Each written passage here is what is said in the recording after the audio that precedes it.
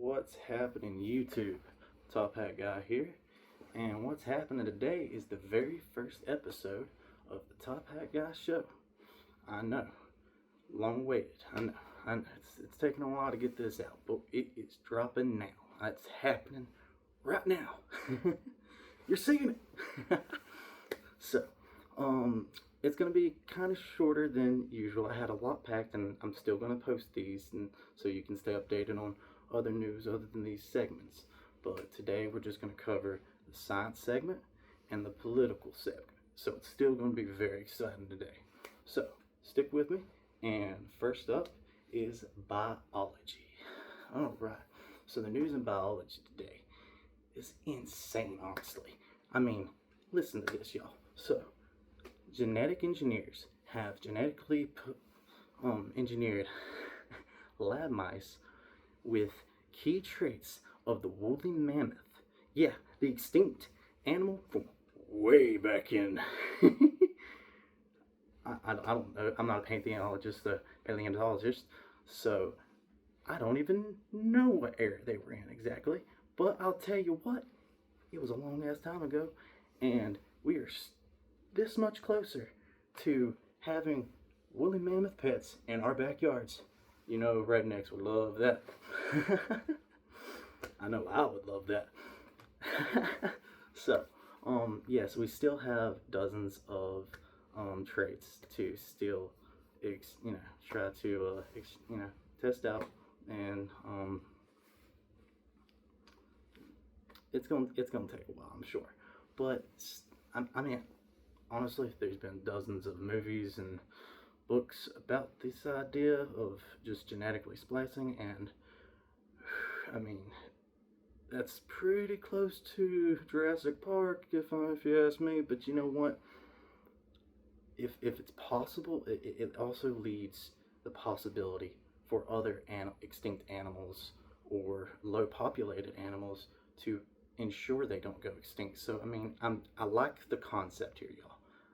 Just let's remember why there is sci-fi fiction. Let's not make it nonfiction if it's dangerous. So, moving on from a potentially dangerous topic onto some more exciting. NASA last week, for the very first time, have beamed GPS signals to the moon. This means we can cover with our positions and velocity both orbiting and on the surface of the moon can be tracked in real time on the Earth. Now, that's insane, y'all. I didn't think we would get there this quickly. Like, this is just a huge leap for astronauts, for the Space Force, just for humankind, really. I mean, it's just the next step to planetary discovery and going off towards the stars, just deeper into the stars. Humanity in the stars, boys and girls. We're getting there. Again, I'm sure it's going to take us a long time before we're Cowboy Bebop, but we are getting close to Cowboy Bebop. So that's amazing, and I'm so excited for just the more advances in space and just the stars. Period. That's just, I'm so fascinated by astronomy and astrology and all types of matters of just what's out there. Because I mean, I'm even curious about what's out there in our oceans and stuff, because I mean, the world around us is all so curious, and how can you not just wonder? Because it's all just it's amazing, y'all. The leaps we are taking just baffle me every day, and I'm glad to be able to share it with all y'all and talk about it with all y'all. And I would love for y'all to comment down below what y'all think of all this. And speaking of that, speaking of people who love to talk about what's going on as well, and they're real big on, on letting people know what's going on as well. Podcaster and a huge figure in politics right now and businessman got together on a really large and popular podcast. You may know it. It's called Joe Rogan, and this guest star I'm talking about that was on it was Elon Musk, and they talked about a lot of very interesting things. I mean, it's the second time that I know that he's came on the show, and you better believe I watched the whole thing. But one topic that came up that was very important that I had to include on my silence segment today is he mentioned how SpaceX, or nobody in the world, but SpaceX is working on it, and he's claimed they're the closest, but nobody still has yet to come up with a fully reusable orbital heat shield for. So let me explain it. When your orbital spacecraft is descending into the atmosphere, it's pretty much like a freaking meteor. It's like completely on fire. I'm sure a lot of y'all have seen several movies of a spacecraft descending into Earth. And in order for a body to live coming in there, they have to have a heat shield on that spacecraft coming in, or else they just are fried. I think I've seen several videos of that happening. I think it was, I don't recall, so don't quote me on that one, but that is amazing how weird. Just like, we have that capability already. We just need a fully reusable. So so pieces as it comes in, some of the heat shields will just burn up. It fly off, I'm sure, because how thin they are. They have to be super thin. They have to be able to move a little, just slightly around, or else the whole thing just doesn't work. I think it's a chemical reaction that comes into play there.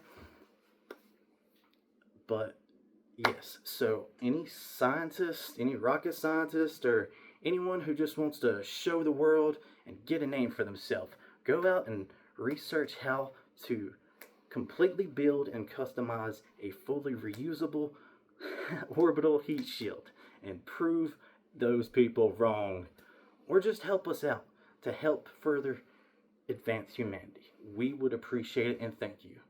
On a second, I want my name up there. You know what? Don't do that. I'll do this. Don't do. No, well, it's already out there now. Now it's a race, y'all. It's a race. Better get to it. So that's it for the science segment. Let me take a deep breath because this next it's gonna be rough.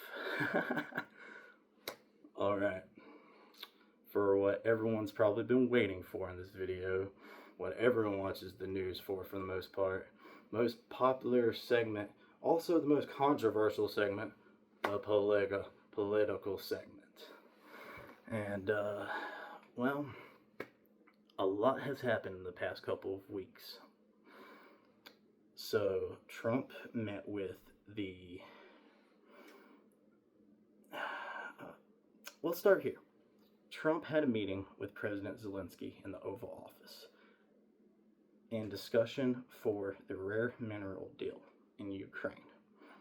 However, up until what seemed like about the end of the report, most people would say that's when it lost control, but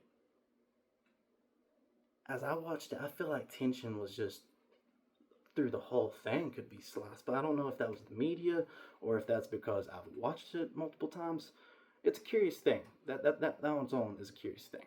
But what is known is after the Oval Office meeting and things went off the rails a little bit in the end,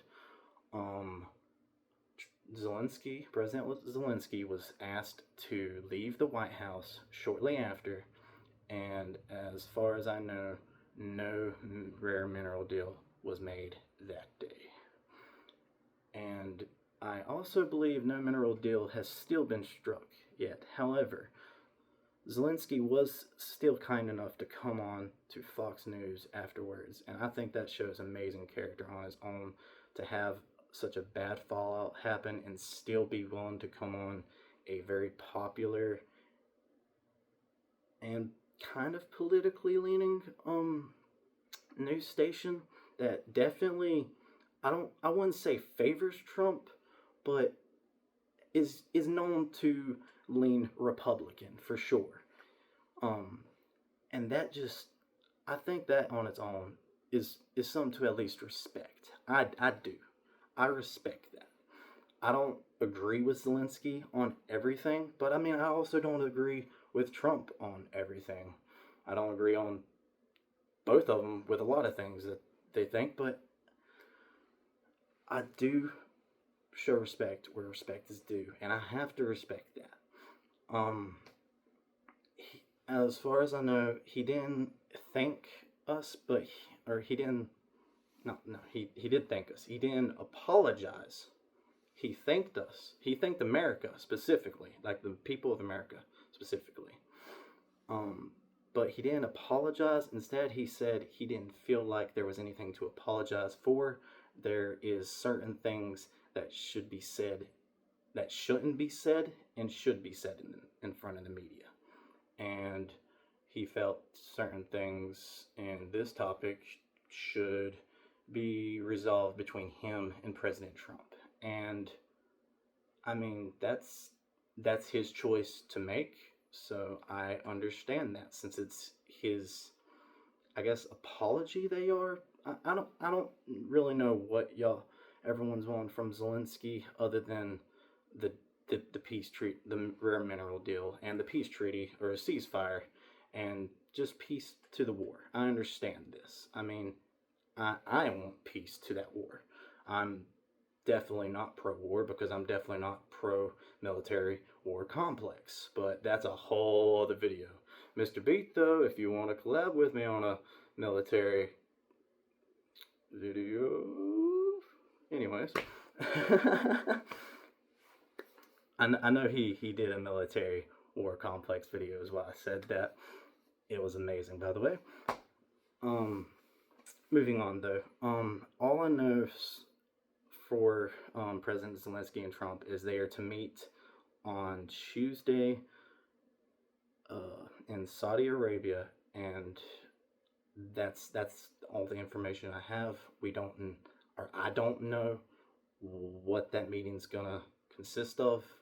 We can only assume, we can only imagine and hope and pray that they at least talk about having another meeting in the Oval Office or something, or even just come and sign a deal at Saudi Arabia. That'd be awesome. That'd be amazing.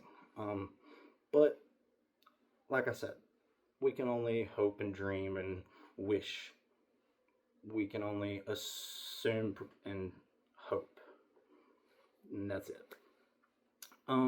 So lastly, on the political segment, I have to mention this because this happened today, or perhaps last night. Canada's Prime Minister, Justin Trudeau, as everyone knows, has resigned, and the next Prime Minister was just elected, Mark Carney. And most are saying he won mainly because his opponent, his most popular opponent anyways, of the Conservative Party, seemed to pro-Trump. And man,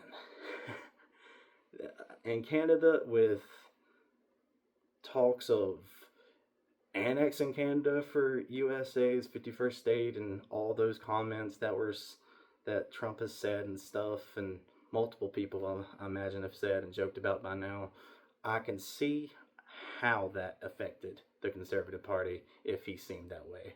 Now, I don't know personally if the Conservative Party's candidate even is pro-Trump, but a lot have slung that towards him and compared him in some of his speeches. I have seen multiple videos on that.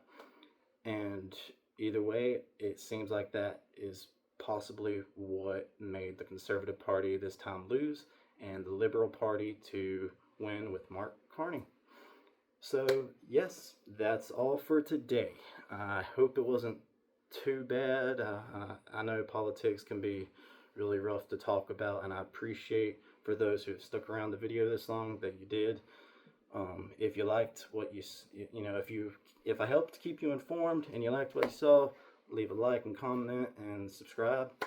I would love to hear you tell me what you think about what's going on in the news because today, because I know it's crazy. I know a lot of people are worried. I know a lot of people are scared of the rapidness that keeps on changing, and some people just don't know what to expect next, and that scares them. And I understand that. I totally understand the a little bit of the fear of what's going to happen next, especially with Ukraine and Russia. I mean, that's such a delicate situation. I completely understand. I understand how complex that situation is, and it's hard to deal with anyone in war times with nukes, regardless who it is. That's just a scary thought to deal with. And so I pray that things go okay.